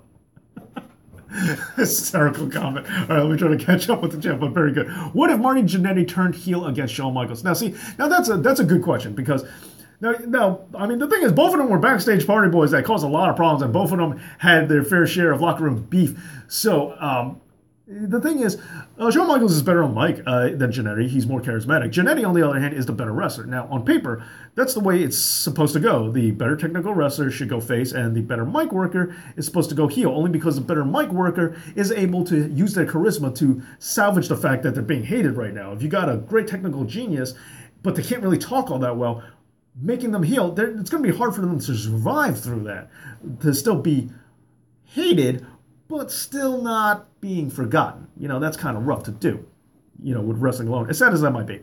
So if they went the other way with it, I don't think it worked out as well. What I'd rather have happened is that Jannetty never got fired, and he actually got his comeuppance against Shawn Michaels down the line sooner. Like the program got changed because of certain backstage incidents, from my understanding, and that's why we never got the Jannetty comeback. But I'd rather that, because at least then you would see, two guys being propelled after their tag team career, and we didn't get that. 609-910-0687 if you want to call into the show. All right, so 13-year-old Smart says, that was a quote from Triple H on Raw, so I am 13. Okay, cool. Yeah, Vince Russo. Like, I know from the previous episode of the podcast that Vince Russo has way more fans, and and hardcore supporters than I thought. So, but it seems like nobody watching this show right now is one of those guys. But my thoughts on Vince Russo have been said, but but I still find that pretty funny. Okay, so moving on, Raw Critic, how do you think is a good way for a babyface to get over besides an underdog storyline? Oh, great. Oh, yeah, good question. That nonsense talk about wins and losses don't matter, I think is completely false. Wins and losses do matter. Everybody loves a winner. So I think a good way to get people over, to get someone over is, have them win. Have them win big matches, have them big profile matches. Now I know the immediate response to that is Roman Reigns. He never stops winning, and yet he's not over. And you can even make the argument for John Cena for a period of time. But as we've seen in the long run with John Cena, that does kind of work for a period of time. But no, it doesn't work for everybody. But winning is part of the equation. The other thing is, I think, to make them likable, make them accessible. Let us know. I mean, a big reason, I talked about this in previous episodes, is the has versus the have-nots. Not the underdog, not that, but just the fact that he doesn't have everything he deserves. And I do think wrestling, pure actual wrestling, can get you over. Is it enough to get you over out of a heel deficit? No, not necessarily always for everybody. Like if Dean Malenko was in a beloved tag team and he turned on his partner, I don't think his wrestling would have gotten him over or gotten him out of that heel funk. I think that could have hurt his career. So I think pure wrestling, we've seen it with Antonio Cesaro having sections dedicated to him when he's not even really on the mic. He's just a good wrestler. I think having a guy especially in this day and age with smarter fans who want to see moves, who want to see quality chain wrestling, I think if we get a guy like that and let him win with it, like if you get a guy who's a great mechanic and you let him, like we're saying with Brock Lesnar, take down Brock Lesnar just by purely out wrestling him, just by pure wrestling alone. He out wrestled Brock. How did he get rid of the beast? Well, he just out wrestled him. I think that will get you over. So, yeah, and mic skills is a plus. I think that helps if you can talk and if you can utilize that to let us know your personality. The Rock was great because we knew he was funny and we knew he was a funny guy. He was a likable guy. He liked to have fun. And that's why his acting career is successful. So if you have a good personality and you can communicate that, let it out and do some wrestling. So I think that's what I think for now, in this day and age, is good for getting people over. That's what I would say, other than the underdog storyline. Man, Bear Pig, what do you think about Scott Steiner's mic work? It's entertaining. It might not be great wrestling promos because you can't understand it, but it's entertaining after the fact. Like, it makes great botchamania fodder. I think that works for that. So that's what I think about that. Demetrius says, what crowd cheer would you delete from existence? Oh, the what chant. No questions asked. Definitely the what chant. It's just so aggravating. It's so... 13-year-old smart for me. Kill the what chant. Yeah, I agree. It's so bad. Like, you can't even pause anymore because you're afraid you're getting whatted out. And it's such a momentum killer. Just knock it off. Like, I don't even like doing it even in times where I think it's appropriate. Like when Baron Corbin tries to talk on the microphone, when he embarrassed himself by trying to talk on the microphone, I think if ever there was a time Baron Corbin's asking for it, but I think there are other ways to just shut a guy up. I think there's other ways to just say, okay, we don't like you. And I think they do watch it, even if they don't like you. It's just one of those things. But I agree. So 13 smart. Yeah, I'm with you. Same thing. The what chant for me, I think, is the one that's got to go. All right, guys. It seems like things are slowing down a bit. Thank you. I do want to say thank you for coming on and being a part of this. Thank you so much. I've had another great time with you guys. Any last minute questions? Any other things you guys want to talk about? I'll give it a little bit, and if not, I think I'm going to wrap it up. But great. Hey, seriously, thank you. All you guys. Man, Bear Pig, Raw Critic, 13 Smart, Demetrius, all of you guys. Oh, wait, hold on. We got another guy. Everybody, thank you. Seriously, thank you for being here. Thank you for making this a lot of fun for me. But wait, we got another one. What do you think the whole Kurt Angle secret is? Now that, okay, I actually was thinking this might have come up. Shelton Benjamin. Nice. Okay, I'm a Shelton Benjamin fan myself. Okay, so what do you think about the Shelton Benjamin fan myself? And I know and I know you're kidding, but there are rumors that Shelton Benjamin has something to do with it, and the reports backstage are going back and forth whether Shelton Benjamin has signed a deal or not. Some sources are saying he has signed a deal, and other sources have said absolutely not. He has not signed one yet. I mean, we do know that they're interested in him, but what's the story? We don't know. Now, Shelton Benjamin is not the worst case scenario, I don't think, because, Shelton's mic skills are a little wonky, but maybe they could utilize that. What do I think the whole Kurt Angle secret is? Now, I could just be biting on the bait here, but when it comes to the Dixie Carter being on before Raw, I do kind of think that, maybe Dixie Carter is going to be the one to come out. And like I said, I could just be taking the bait. But before the Dixie Carter thing last week, I really thought it was going to be, Stephanie or Triple H, and they were going to show up and, just resume control of Raw again, because that's just what I always expect to happen. As tired as I am, I can't stress that enough, of the whole McMahon Helmsley regime. I'm so sick and tired of Stephanie in charge. I am so sick and tired of her character. Like, I can't stand her. I can't stand her on-air persona. I cannot stand that at all. I'm so sick and tired of it. But I always expect that it's going to come back. I just keep thinking, oh, it's going to come back again. And so I just naturally suspect it's going to be Stephanie or Triple H. I'm just going to have to deal with that one more time. But I'm kind of thinking it's Dixie Carter now, but if it wasn't for that, then and there. But the other rumor about Jason Jordan being an illegitimate son, oh man, I would love that, because Jason Jordan I like a lot. I think Jason Jordan's really good, and I've been waiting for him since NXT to have a breakout solo career. So that would be that'd be all right. I wouldn't be upset with that either. But I kind of thought it was Stephanie McMahon or Triple H. But now I'm thinking maybe Dixie Carter. Okay, last question then. Who's your favorite ruthless aggression era wrestler? Okay, no, things are still going, so I'll hang out. That's a great question. And, Albert has also mentioned ruthless aggression has a time period is something people don't really talk about. It had a better roster than the Attitude Era. Like, they had some solid wrestlers there. And, yeah, okay, there are three names that are going to come right off the bat. Kurt Angle, we've been talking about him right there. Eddie Guerrero, another one right off the bat. Actually, I'm thinking of even more names. Chris Benoit, I know, controversial, but I love the way Chris Benoit wrestled. And in a lot of ways, I actually kind of like the way Chris Benoit wrestled better than Kurt Angle, as ludicrous, as crazy as that might sound. But also, there was Rob Van Dam, and I don't know if you want to count him, but Chris Jericho as well.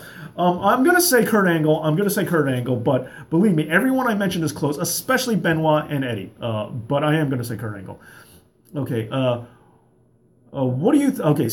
High Prestige Gamer. Oh, welcome, High Prestige Gamer. Thank you for being here. What do you think Undertaker, Mark Calloway's retirement, with Roman Reigns? I thought it was awful. And, I also did an episode kind of as a response to this, where people use the excuse, Undertaker's old school, so he believes in, going out on your back. I did an episode about this, about a bunch of old school talent that didn't go out on their back. This whole perception and concept of old school wrestlers going out on your back is relatively a modern complex as far as I could see. Because, yeah, don't get me wrong, tons of wrestlers have done it. Tons and tons of wrestlers have done it. But this mentality that you have to do it, I think, is something that has been built up more in the modern era, and that's not always been the case. And sometimes, yeah, is it good? Yeah. But Roman Reigns is garbage. Like, it's not going to help. And if the whole mentality about going out on your back as a legend, as being able to put over the next guy, Roman Reigns is proof right there that it doesn't work, because it made people hate Roman Reigns more. So if the intent is to go out on your back to put over the next guy, and you don't put him over, then aren't you just undoing the argument? Aren't you just proving that that's not necessarily true or a good idea? And that's exactly what I think happened. So I think it was terrible because it didn't even achieve the reason that everyone uses as the blanket excuse why you need to go on your back is to put over the next guy. It didn't even work. Okay, Man Bear Pig, do you think Balor should be competing for the Cruiserweight title, since technically he's a Cruiserweight, but Neville, in my opinion, much better, and Austin Aries, who was released, are stuck there? No, I don't think Balor should be. Yeah, I hear your point. From mathematical, logical sense, and facts and all, yeah, he is a lighter guy. But he's established himself as a presence, and now, way later now in this modern era, we've seen that the weight class thing is a very different scenario. I mean, if anything, Balor is an excuse why you would say that, the Cruiserweight division actually shouldn't even be around. But Balor is just joining the line of Rey Mysterio or CM Punk even. A lot of people forget that CM Punk was a pretty small dude. But Rey Mysterio, CM Punk, a lot of these lighter, Eddie Guerrero, Chris Jericho, a lot of these lighter characters or a lot of wrestlers were here. And when you're popular enough, you got to put them out in this division because people are always going to want to see matches like Seth Rollins versus Finn Balor, or Finn Balor versus Cesaro, or people are not in the cruiserweight division and they can wrestle and they hold their own in that caliber weight. And I've always had the mentality that a cruiserweight division is to be in the cruiserweight division, you had to be in this weight class. But above it, that's negotiable. I know heavyweight is sometimes in the title; they sometimes call it the heavyweight championship.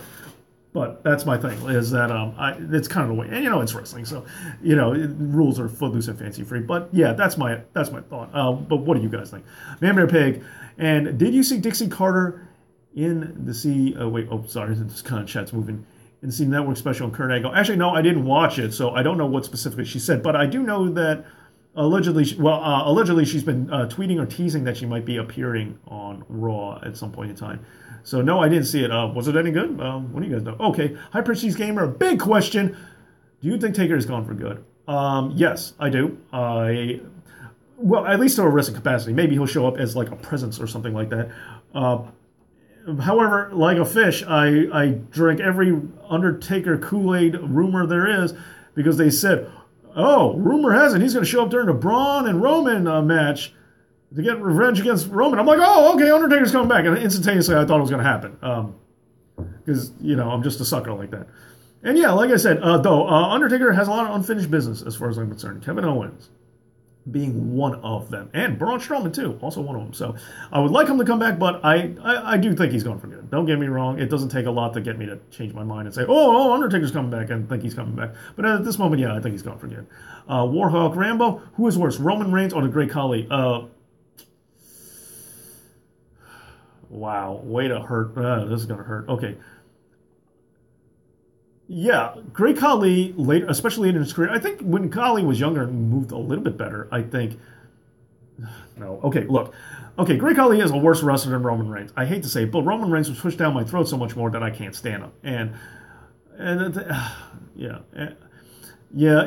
Khali's worse. Yeah, I don't want to say it, but Khali's worse. But I hate Roman Reigns worse, if that means anything. Okay, what do you think? High Prestige Gamer says, should Vince book Mahal to beat Orton? Corbin to cash in, making a heated showdown at SummerSlam. Well, I think Jinder Mahal's beaten Orton for sure. I wish this feud would just end already. And because my thing is, if Orton takes the belt back, then it's usually not going to be the blow-off if title changes hands, and then Mahal's going to get a rematch again. And I've had enough of these two going at it. Enough already. Like, they just keep wrestling each other. Okay, we get it. Move on to somebody else, Mahal. And, move on to someone else, Orton. But then Corbin cashing in. So, see, the weird thing is, if anything, Orton allegedly being a face, it would make a little more sense for Corbin to cash in if Orton does win it because, heel cashing in the bank. Heel cashing against heel. Corbin and Mahal wrestling each other. Now, heated showdown in SummerSlam. Well, I think it's a little soon for Corbin to cash in. I think he should kind of nuke it for what it's worth a little bit longer. But the other thing about it is a heated confrontation. I'm not sure that either one of them is going to have great chemistry together for, a main event SummerSlam caliber show. What the main event for SummerSlam is, at least on the SmackDown side of things, I'm not sure. But I hope it's not Orton and Mahal again. And the other thing is, I am thinking it's going to be John Cena and Mahal. I don't know, but that's what I'm thinking. Mr. America himself going at it. I kind of wouldn't want to see that. That's not really what I'm looking on. Okay, Demetrius, moving on then. One thing you would do to save WCW? Selling it to Bischoff or Cornette or somebody with a proven track record, to Bischoff would have been the best thing. Like now, could you bring the brand back? Yeah, but selling it to someone who would have taken care of it, because Vince clearly didn't. I understand that on paper it seemed like he would have, and I do like WCW stuff being on the network. It makes my life convenient, but I do think selling it to Bischoff, and I'm not a Bischoff fan. I really don't care for Eric Bischoff, but I do think that's kind of the deal. I think that would have helped. save it off, or at least sell it to some, a wrestling mind, someone. Because the thing about WCW and WWF, at least for a period of time, they were very contrast. Like WCW started jumping the shark when they were trying to emulate WWF and give more of a context. But for people who like pure wrestling, and people say that NWA mentality is not mainstream and you're never going to get over with it. Well, it's consistent and it scratches a certain itch and is consistent for what it is. So if you just got someone who was able to contrast WWF.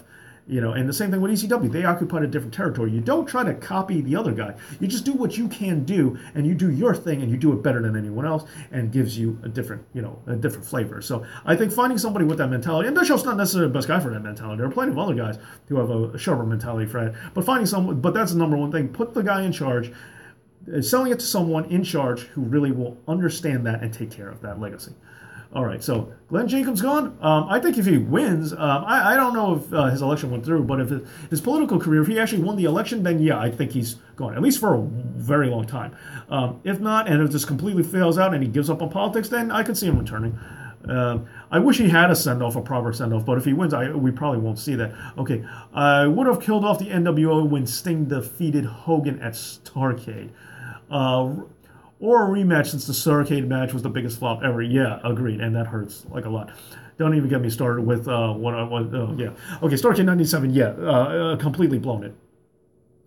And see, I didn't want the NWO disbanded at that point. I hear what you're saying, though.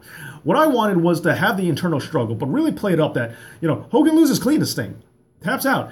Then Nash and Hall and Hogan are all getting into it and arguing about, you dropped the ball, because that's what the NWO does. They picked on people who dropped the ball. If you weren't elite, you got it. So they're saying, all right, old man, I think you're dropping the ball. I think you're a problem. And they have this huge fallout. And have the NWO split up with the Wolfpack. I think that's fine. Have this, have this struggle where NWO versus NWO.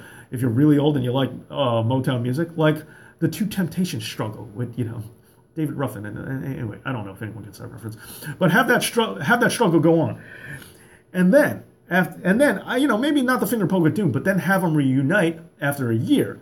And then the following, so Starrcade 97, Sting wins. Starrcade 98, Sting versus Goldberg, the new emerging thing. And then the following year after that, the re-emergence, the Empire Strikes Back, NWO back, and this time they start taking over, but better and bigger than they ever did before. And they start regaining social momentum. And then you have another, so it's like a 3-chapter arc. And then you can have the Return of the Jedi part of it, where, the WCW heroes then finish off the NWO for good, and then you have like a 3-year trilogy. That's what I would like to see in short.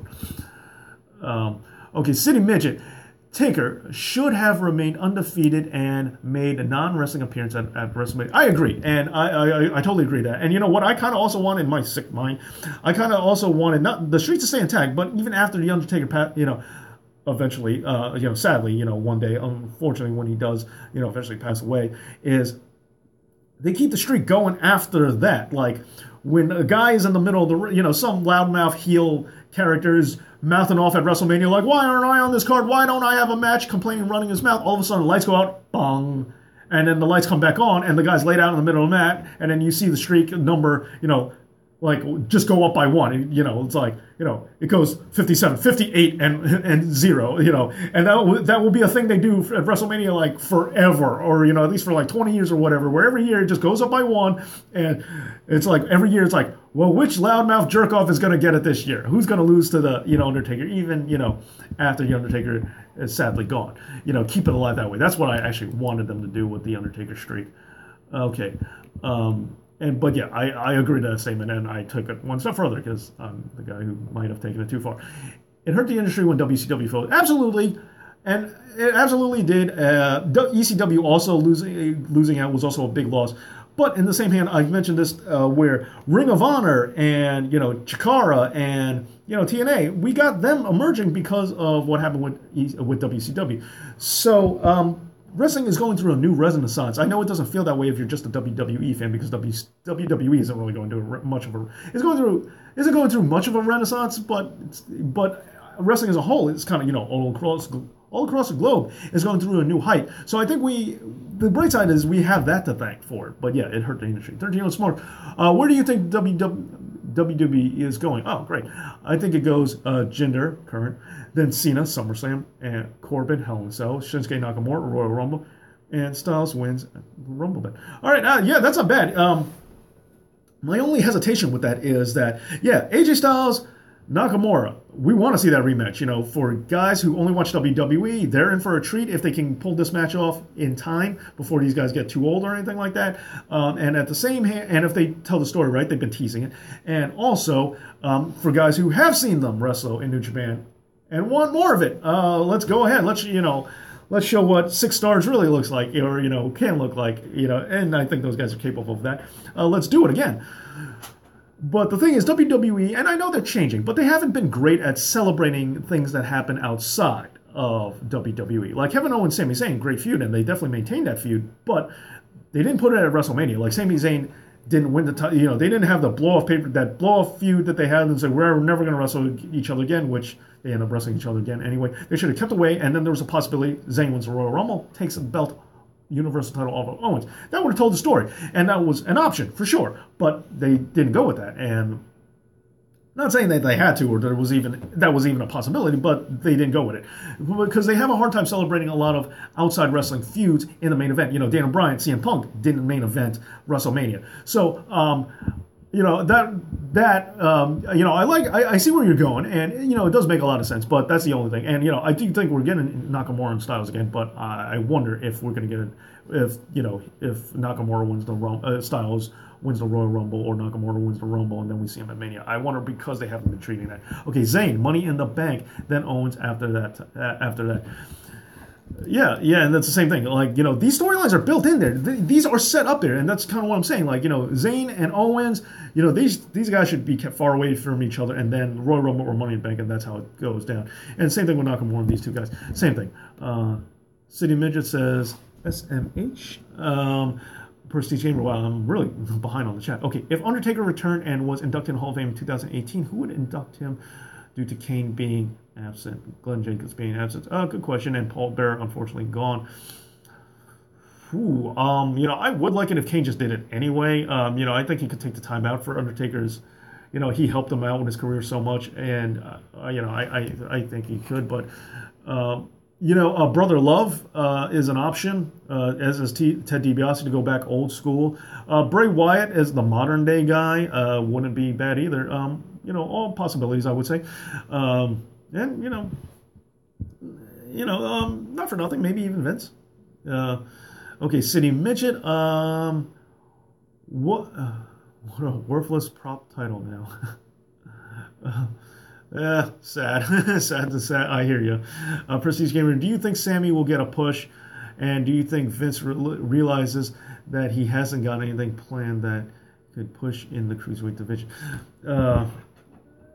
I don't think Sammy's going to get a push. I want him to. I really do. I just don't think he will. I just think he's going to be another guy that WWE just hasn't figured out. Will they put him in the Cruiserweight division to do it? Should they? Sure. Are they? No, because there's just some guys that for some reason they don't think about revitalizing characters too much. They don't think about how to give a shot in the arm and keep things fluid and fresh. They do it, but not often enough. They kind of just, WWF seems very fast to give up on guys, because WWF, WWE, I've always said, they're great for making stars, but they're not good for keeping them. And if you don't patch that initial benchmark where they get you hot, they don't seem to keep you going very long. So I want them to. I hope I'm wrong, but gut instinct feels that they're probably not going to. That's kind of a cool idea. Well, thank you. I assume you're referring to something they said. Prestige Gamer says, when do you think Rude or Hideo will be called up to SD Live or Raw? Now, here's the thing. Going back to what I was saying, Hideo, I think, is a perfect example. I think because I think Balor's NXT title run was supposed to be Hideo Itami's. I mean, it happened in Japan. It started in Japan. They were sowing the seeds that Hideo and Kevin Owens, and they were also really beginning to push. And Hidami also was in the Andre the Battle Royal on the main roster. So I think they were really trying to promote Hitami as the big guy. But then when he got hurt for as long as he did, they backed off because they don't want to see what's going to happen with. They don't want to put the belt on someone so injury prone. And I understand to a degree, but it does suck. So I don't know that Hitami ever will be, and if he does, down the line, I think he needs to put in like a few years at least a couple of years, or at least 1 year where he doesn't get hurt at all, so they know that they can trust him a little bit more. So I think it's going to be a while for him. Rude, I think, is coming soon. My feeling is Roderick Strong is going to be the next guy after Rude, and Rude's going to come up pretty soon. Rude might push him a little earlier, like maybe Royal Rumble, or who knows. But I wouldn't even be surprised if he's the after NXT, after Royal Rumble, after WrestleMania, because that used to be a thing. That used to be a thing, an unofficial thing where NXT guys got called up to Raw after WrestleMania. I kind of wouldn't mind it if Rude was that guy. Okay, outside feud, WWE, WWF did not capitalize on is Hogan versus Flair at WrestleMania. Absolutely, total missed opportunity. According to one thing I read, they were doing well. Okay, they did have a few. According to one thing I read, they had a few house shows in the WWF when Flair first got there, and they just didn't do well, and like people just didn't care, and it just didn't captivate the crowd. And I was told that was the reason why they changed it, where they actually did wrestle back then, but because it didn't get over with the crowd. Which I can't imagine how it didn't get over, but according to that was the reason why they nixed the WrestleMania 8 match. But I agree, that was still a missed opportunity. All right, Benjamin Kwan continues to say, they should have had that much is what I meant. Yeah, no, I get you. I know what you mean. Okay, Prestige Gamer, do you think WWE destroyed Kane's big monster gimmick? Oh, yeah, several times over. They did the same thing with Taz. They're having him go back after he took the mask off. Why his next feud was with Shane McMahon, I don't know. Like, I love Shane. Prestige Gamer sub. Thank you very much. Thank you for the subscription. All right. Okay, but yeah, I do think they destroyed Kane gimmick then. I think they destroyed it when his girlfriend was Tori. When his first words were "suck it," and they destroyed Kane over and over and over and over and over again. Corporate Kane was another truck. Over and over. Kane used to be scary. Without his mask, he's just not intimidating. Like, yeah, I hear you, but I thought there was an opportunity because, to at least try. And they never should have taken the mask off, I agree, but at least that was like a shot in the arm opportunity. Like, it was changing enough that, maybe if they utilized him correctly, he could have been the big red monster again. All right, okay, besides, City Midget says, wasn't Kane supposedly horribly burned? Yeah, and they looked at, yeah, right, the whole burning thing was, and they tried to play it off in that interview that it was psychological, but still, that was ridiculous, absolutely ridiculous. Healed up nicely, LOL. Okay, High Prestige Gamer, would WWE bring back Rey Mysterio, and if so, where would he end up? Now, here's the thing. Another coworker, unrelated to this, has talked that he thinks it'd be great if the big surprise was Rey Mysterio comes in as the face to, like the Hardys did at WrestleMania, to dethrone Neville from the cruiserweight, from the King of the Cruiserweights. Yeah, that would be great, especially since Rey Mysterio means King Mystery, if I have that correct. But the only thing stopping is that, from what I know, from what I've been told, Rey Mysterio is kind of against being labeled as a cruiserweight. He kind of wants to move past that. I always wanted Rey Mysterio to actually move into the Intercontinental division. I actually thought he would have done great for the title there. But Rey Mysterio, I'm surprised he hasn't come back already. What a waste of good character. Yeah. The Katie Vick thing. Yeah, you're right. I forgot the Katie Vick thing also ruined Kane. But yeah, I think Rey Mysterio would come cruiserweight. It seems obvious, but I don't think he's willing to. So if he didn't do that, I think he should go to SmackDown, and I would like to see him get into a program. I think the matches he would have with Sami Zayn would be great. I also think he would have good matches with Seth Rollins over on Raw. But I think he would go to SmackDown. I think that's probably where he would go. And okay, what a waste of character. Or his one-day WWE title reign. Man Bear Pig says, or his one-day WWE title reign. Oh yeah. And the Katie Vick thing. Yeah, oh yeah, tons of things that ruined Kane. Yeah, right. Just too many things. All right, 13 is smart. I read the Kane biography, and it explained a lot. Read the part before he became a wrestler, and it's a really good read, and I recommend it. If you had, it clears up a lot of stuff. Okay. Yeah, okay, all right, good for a reading recommendation. That's pretty cool. All right, yeah, Kane's autobiography, good read. Okay, we got one recommendation there. All right, that sounds, that I'm sure there is there, and it's all in kayfabe. Oh, it's all in kayfabe. Oh, that's even cooler. Okay, now I'm even more in. Okay, any interest in seeing RVD return? Yep, always. As long as he can still move somewhat, always interested in seeing an RVD return. RVD, Rob Van Dam, one of my favorite wrestlers of all time. And yeah, I kind of thought he'd be back again. already. He goes into the category again. The ambulance getting pushed over by Strowman. Did you see Roman run out of the left at the bottom of the screen? This has messed up fans' opinions on real fan controversy. No, I don't think it ruined it. I mean, in certain ways, I think reminding fans that it's fake every once in a while is good for the industry, just to a degree. Like, breaking kayfabe outside of the show, I think is good.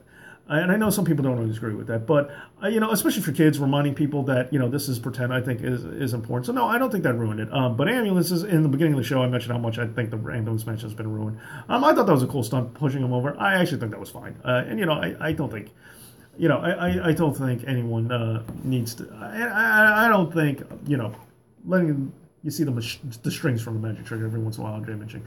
I think it's okay. I think you just, because it's a show and you're like, oh, that's a good idea. I'm glad they did that.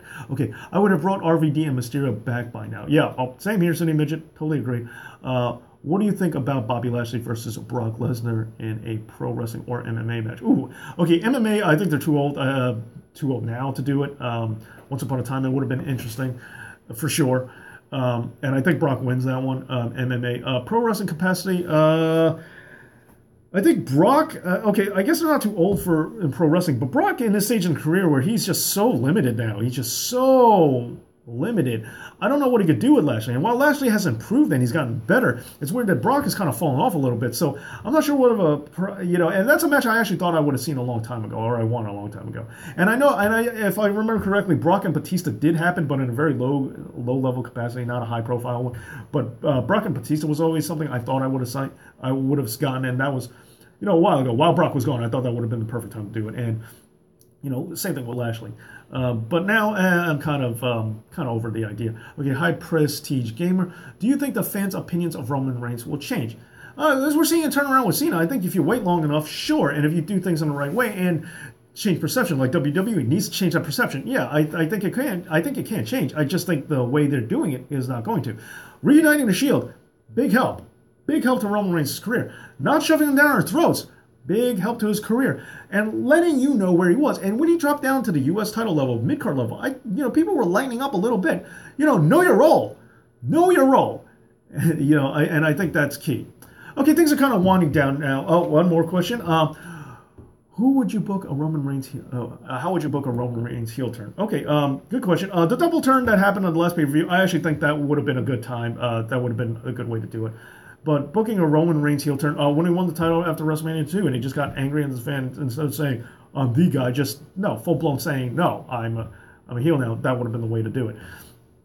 That's what I think. Now, going forward, what's the best way to get him to do it is, I would tease a Shield reunion, and then have Roman be the one just turn on Dean and Seth and just go nuts and just beat them up and just say, nope, not on my watch. Forget you two. Off the top of my head, I think that would be the way to do it. Okay. So Man Bad Pig, how is there a Kane backstory if he was a dentist for Jerry Lawler and a fake Kevin Nash? I know. That's funny. I like that. That's pretty good. It's pretty funny. If Shelton returned and you were Vince, would you give him a push? Absolutely. He was overdue for a push before. He has one of my favorite matches of all time. Him and Triple H on that episode of Raw when he first got there. I really liked the storytelling. I thought that was a really good storytelling match. Yeah, I think he gets a push. Maybe not the world title level, but I do think if you utilize him well, keep him away from the mic and just let him be. I know he's kind of botchy, but let him be. Let him just get over with his wrestling and just let him occupy a high mid-card level like that. Give him the run that. Minus the tag team, give him like the Cesaro run, and this run Cesaro was kind of getting, maybe a little more prestige, maybe a little higher up, and that's what I would do. That's what I think Sheldon gets, especially at his age. City Midget, Roman needs to reinvent himself, much like The Rock did. Did his Superman punch is so loud? But yeah, I agree. Another thing my friend Sean has pointed out is, Superman punch and spear, they both come out from the corner. Like, if you have a limited arsenal, why do you have moves that look very similar? Like, shouldn't you at least make them very different moves if you're only going to do, like, 2 or 3 things? Like, at least space them out and make them come from all different kinds of angles and to camouflage the fact that you're limited in your moveset. Yeah, so yeah, I agree. And the Superman punch should just go. MMA, Superman punch, amazing, because it's like kind of disrespectful, and it's like, you know, you got this guy. In wrestling, since it's fake, it's kind of stupid. All right, do you think Ziggler, Christian, Sami Zayn, HBK are underrated? Okay, Ziggler underrated slightly. You know, the biggest thing for me in Ziggler and some other wrestlers that I do like, I say, you know, when did they have a really, really great match? They have great moments. They have things I like, but I can't pinpoint a great match. And that, like, legendary, timeless, unforgettable match. So that's what keeps me from really saying Ziggler. I like Ziggler a lot, and I do think he's underrated, but not super underrated. Christian underrated, for sure. I get it, he's a small guy, but great on the mic, great worker, and, you know, guy who really loved wrestling and should have been taken more seriously than he was. Sami Zayn underrated, yes, yet again, similar capacity. People will tell you, he's surprisingly stronger than he looks. And he's probably the best seller in the business in the company right now. He's probably the best at selling. Shawn Michaels underrated? Absolutely not. I think he's extremely overrated. Okay, City Midget, HBK underrated. LMAO was, all right. That comment didn't go the same way. Yeah, I think Shawn Michaels is actually the most overrated, but that's my opinion. I feel like I'm going to get it now. Okay, if Roman Reigns turned heel, they should rename the Superman Punch the Doomsday Punch. All right, comic book reference. I like a Warhawk Rambo. They should drop that stupid-ass punch. Yep, agreed. Do you think Goldberg defeating Lesnar last year in 126 was extreme and not thought about? I think that was ridiculous. I think it was just because Goldberg couldn't do anymore. And if you want to say Goldberg's more overrated, okay, fine. I hear that argument. I think that was because Goldberg couldn't do anymore. Because the fact that WrestleMania, they didn't really go that long, also just kind of showcases that I think Goldberg couldn't go. But yeah, I think that was ridiculous. I think it was stupid. And that was I know the ship had kind of sailed, but the ultimate ending of the Undertaker streak and Brock, the first guy to get him was Goldberg in a minute 26 at just about 50, that's ridiculous.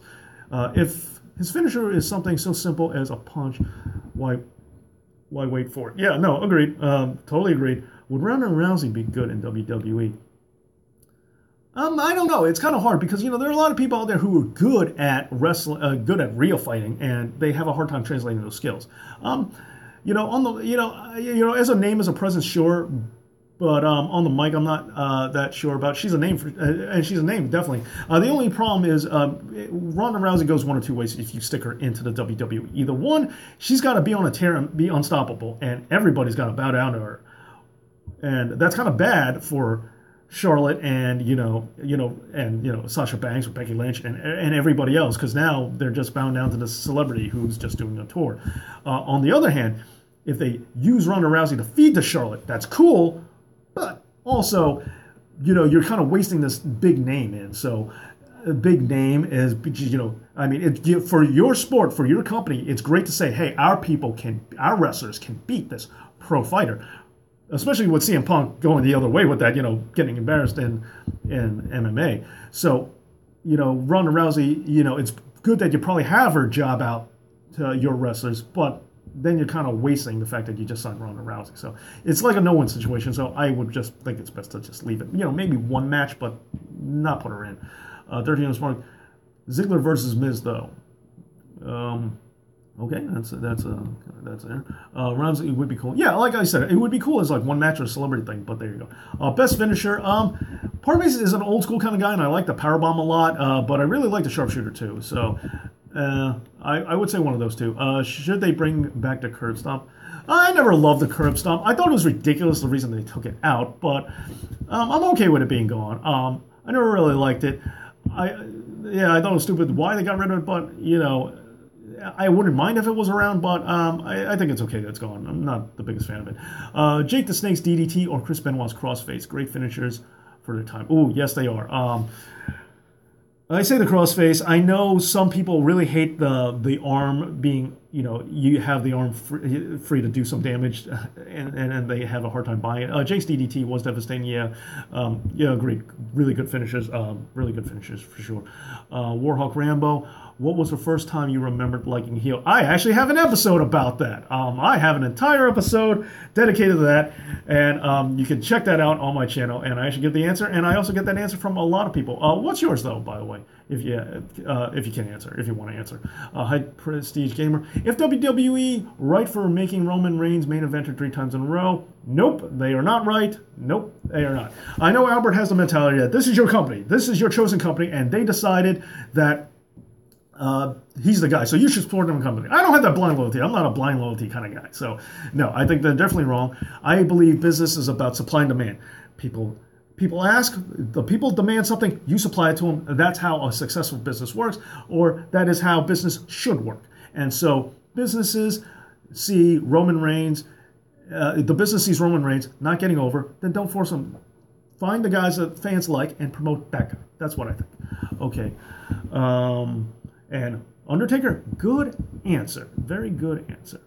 For some you like to hear. Okay, Goldberg versus Roman. Would that be good? And did Brock and Roman beat Undertaker at WrestleMania? And did Brock and Roman beat Taker at WrestleMania 30 and 33 because he is older? I'm sure his age is a part of it. Another part of it is from what I was told that is Taker really never cared about the streak and actually thought it should have ended years ago. And the reason why it didn't is like Randy Orton was allegedly one of the guys who was supposed to take down the streak, but he actually refused. And, several other wrestlers have declined because they said, no, that ain't right. This keeps going, which, a lot of props to guys like that, like Orton, who actually had the respect and not to take away the streak.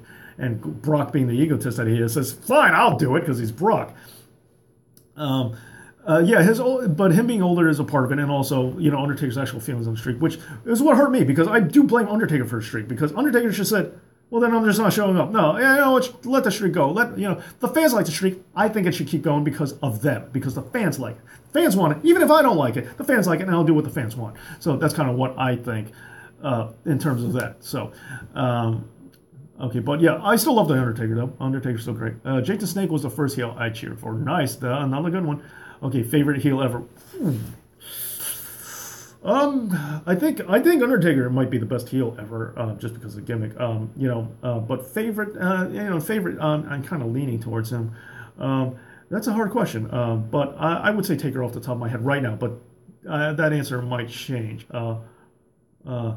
Man, disrespect for Brock for ending it. Yep, same here, ending the streak. Okay, so I'm going on almost 2 hours now. I've had a great time for the show.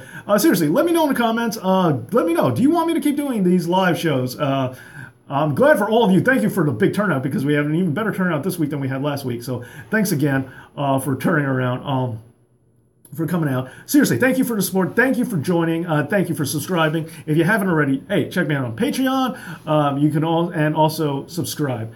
And hey, thank you for being a part of this. Yes, please keep doing. All right, thank you. Thank you for the support. Thank you for support. That means a lot to me. Best heel, that's a ridiculously hard question. Yeah, agreed. No doubt about that. What do you think about the whole Del Rio Page? I answered that earlier in the show. I say innocent until proven guilty. Yeah, and you know what? That's true. That's fair. I should specify that. But Del Rio already getting suspended. I agree, innocent until proven guilty. Especially since, sorry, because they think people, oh jeez. Okay, I don't know about any of that. But yeah, innocent until proven guilty. And I don't like companies, impeding on the legal process and making decisions that, the law has a certain process, due process for, and companies making that decision. Like, I think that's kind of, personally speaking, I think that's kind of weird. But I do understand them suspending you while an investigation is going on. So while there could be some, like in the Hulk Hogan thing, okay, look, I'm not condoning racism, okay, but I'm saying that his tape was illegally recorded and illegally leaked.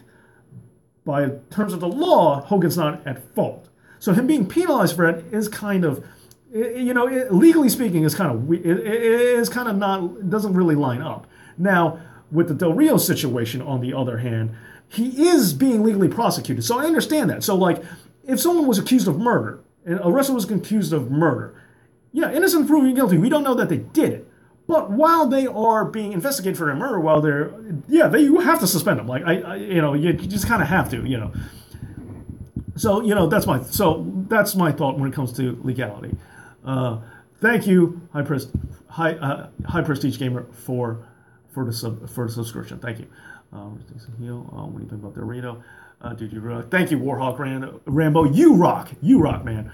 Okay, definitely keep this going. Your live Q&A has been fun. Yeah, I agree, and it's been fun because of you. Okay, City Midget, High Prestige Gamer, you, Warhawk Rambo, Man Bear Pig, Smart. Happy birthday yet again. All you guys have made this a lot of fun for me. Okay, Del Rio might be serving hard times. Yeah, like I said, because of that, that's kind of where I stand, and I'm really against domestic violence. If it is true, so that's another thing. Everything's better with a mention. Nice. Okay, last thing I'm going to talk about, Strowman versus Lesnar. Good booking. Should Lesnar beat Joe with one F5? Yeah, because I don't like people kicking in finishes. I think, maintain finishes. Make them count. Make them finish things. So that's what I'm going to say. Lesnar Strowman, I do want to see that. I really do want to see that. I want a one-on-one SummerSlam. Rumor has it they might be doing a Fatal 4-Way. I'd rather just be a one-on-one in SummerSlam main event. But thank you guys. Seriously, thank you for coming on. You need more subs. I agree. But thank you for being one of them. Seriously, thank you guys. You've made this a lot of fun. I've had a lot of fun with you guys. And I can't wait to do this again. And, let me know in the comments. Check me out, Patreon. Thank you for any support you have to give. And I will talk to you soon, hopefully. And till next time, this has been the Dave Knows Wrestling Podcast. And thank you so much for listening. And thank you for making this another awesome show. Thank you. Take care.